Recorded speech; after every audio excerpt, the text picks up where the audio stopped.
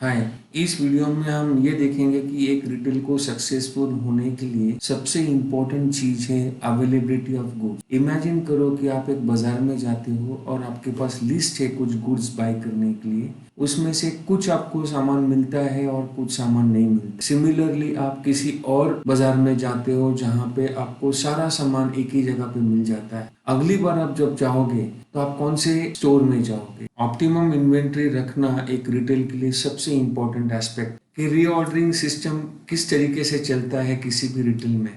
एक होता है मैनुअल रीऑर्डर। एक रिटेलर एक बुक मेंटेन करता है और जब भी एक प्रोडक्ट खत्म होने आता है या कस्टमर कुछ मांगता है उसके पास नहीं है तो वो उस बुक में मेंटेन करता है। इसमें प्रॉब्लम ये है कि ये पर्सन जो वहाँ पे ये कर रहा है वो सही से कर रहा है कि नहीं कर रहा है, और काफी बार हमें तब समझ में आता है जब कस्टमर ऑलरेडी वापस गया है। दूसरी सिस्टम है जो ट्रेडिशनली सब सॉफ्टवेयर यूज करते हैं, वो है स्टैंडर्ड रीऑर्डर। यहाँ पे आप हर प्रोडक्ट का एक रीऑर्डर पॉइंट डिफाइन करते हो और रीऑर्डर क्वांटिटी डिफाइन करते हो।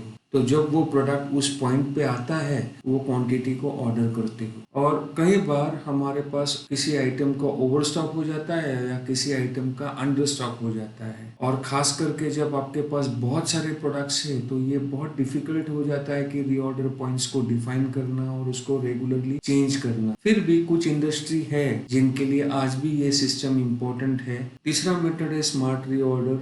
इसमें आप एक्चुअल प्रीवियस पीरियड के सेल्स को कंसीडर करते हैं और जितना माल बिका है उतना ऑर्डर और थोड़ा सा बफर स्टॉक एक्स्ट्रा आप ऑर्डर करते हो। जनरली ये नॉर्मल डेज में नॉर्मल प्रीवियस पीरियड के हिसाब से ऑर्डर करते हैं, और अगर सीजन है फॉर एग्जांपल दिवाली है तो इस दिवाली में पिछले दिवाली के सेल्स को कंसीडर करके और थोड़ा बफर स्टॉक रख के ऑर्डर किया जाता है। बिलीज ये तीनों सिस्टम को सपोर्ट करता है। तो हम आप एप्लीकेशन में हैं और यहाँ पे ये रीऑर्डर का मेनू है, हम यहाँ पे क्लिक करते हैं। न्यू जब प्लेस करते हो तो आपको तीनों सिस्टम का रीऑर्डर्स अवेलेबल है। मैनुअल रीऑर्डर जो हमने बोला कि जब भी आइटम ऑलमोस्ट क्लोज टू खत्म होने आता है एक बुक में लिखते हैं। स्मार्ट रीऑर्डर जहाँ पे हम प्रीवियस सेल्स हिस्ट्री को कंसीडर करते हैं और ऑर्डर करते हैं। और स्टैंडर्ड रीऑर्डर जहाँ पे हम हर आइटम का एक रीऑर्डर पॉइंट डिफाइन करते हैं, रीऑर्डर क्वांटिटी डिफाइन करते हैं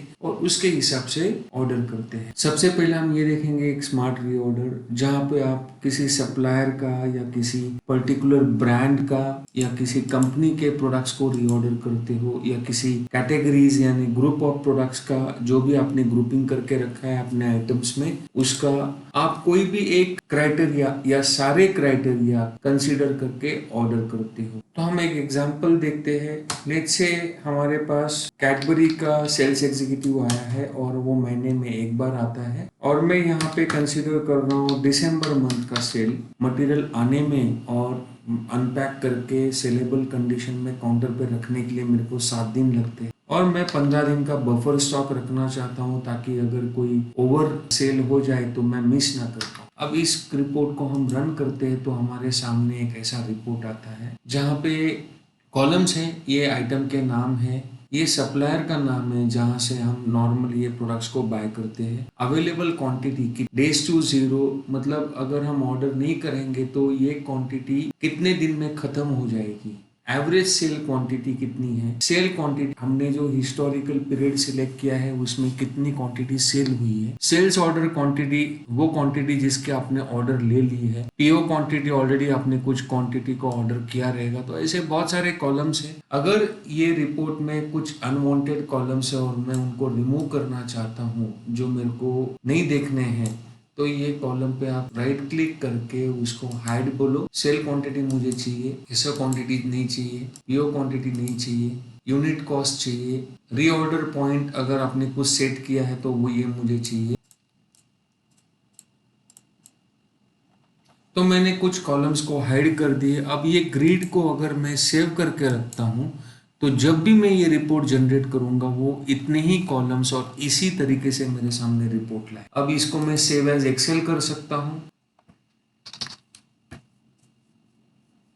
या मैं इसको सेव एज परचेस ऑर्डर कर सकता हूँ। अब एक स्टैंडर्ड रीऑर्डर देखते हैं जहाँ पे हम रीऑर्डर पॉइंट डिफाइन करते हैं और उसके हिसाब से ऑर्डर निकालते हैं। तो यहाँ पे एक बटन है स्टैंडर्ड रीऑर्डर। यहाँ पे हम सप्लायर या कंपनी या ब्रांड सिलेक्ट करेंगे। लेट्स से हम सिमिलर एग्जांपल लेते हैं, मैं यहाँ पे कैडबरी सिलेक्ट करता हूँ और ये रिपोर्ट को रन करते हैं तो हमारे सामने इस तरीके का रिपोर्ट आ जाता है जहाँ पे ये ऑर्डर क्वांटिटी है और ये बेस्ड है कि जब ऑर्डर रीऑर्डर पॉइंट 15 है और उसकी रीऑर्डर क्वांटिटी 50 है तो अभी अवेलेबल क्वांटिटी 0 है तो 15 रीऑर्डर पॉइंट के नीचे आ गया है, इसके लिए 50 नंबर्स का ऑर्डर निकाला है। अब रीऑर्डर लेवल प्रॉपरली रन करने के लिए ये जरूरी है कि हम प्रोडक्ट के मास्टर्स प्रॉपरली डिफाइन करें। प्रोडक्ट के मास्टर्स में हम उसका ब्रांड, उसके कंपनी का नाम, उसका रीऑर्डर पॉइंट वगैरह सेट करें। तो एक मैं प्रोडक्ट का मास्टर ओपन करता हूँ,